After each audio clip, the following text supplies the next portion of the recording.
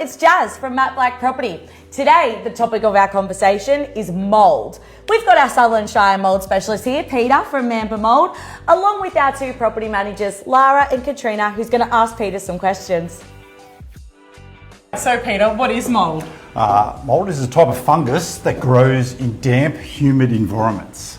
It is spread by mould spores blown in the air, and they'll find a damp spot with a high humidity, and then they'll form colonies there all around the house.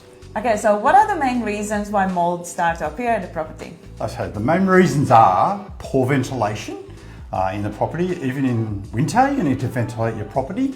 High humidity in the summers. That's about it, really. How do we identify whether mould is caused by a leak or poor ventilation? Well, by a leak, it is usually in a localised area, usually in a circular pattern on the ceiling, can be on the walls if it's leaking through the walls. By poor ventilation, it will be on the cornices and it will start to appear on the roof. And it also has a slightly lighter context. It will be like a chalkier substance. What is the difference between the mould that's livable and treatable and the mould that would deem the home to be uninhabitable? So livable mould would be mould around your window frames, little patches on your ceiling, just small patches, and just little areas like that. An uninhabitable home would have a lot of mould. You would have a black ceiling, you would have it on your furniture. It's usually caused from external factors like water leaks and stuff like that. But in over 8 years of working in the mould industry, we've only had one home that's ever been classed as uninhabitable, so it's very rare. How do we manage moisture and condensation on the windows in the early mornings? Well, that would be a case of opening the windows to allow airflow through your property. If you have a very humid day where it's raining outside, you would leave your windows closed and you'd run a dehumidifier. Now, that will reduce the humidity inside the home. So what does a fogging and mould remediation do? Okay, so firstly the mould remediation, we would start with identifying why there is mould there through a water leak or high humidity. We address those issues. Then we clean surfaces.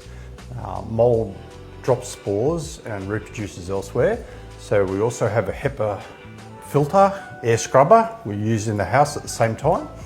And we wipe all the surfaces down, then we fog the property with tea tree oil, which is all natural and very safe for the home.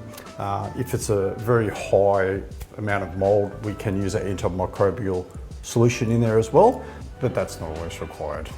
What is the best way to clean mould yourself in the property? Okay, so the best way to clean mould is firstly to wear a mask. Okay, you don't want to breathe in the mould spores. Then you'd use a combination of water, vinegar and baking soda, and lightly just rub the area where the mould is and dry it. Especially make sure you dry the area cleanly afterwards. Thank you so much for your time today, Peter. You're welcome.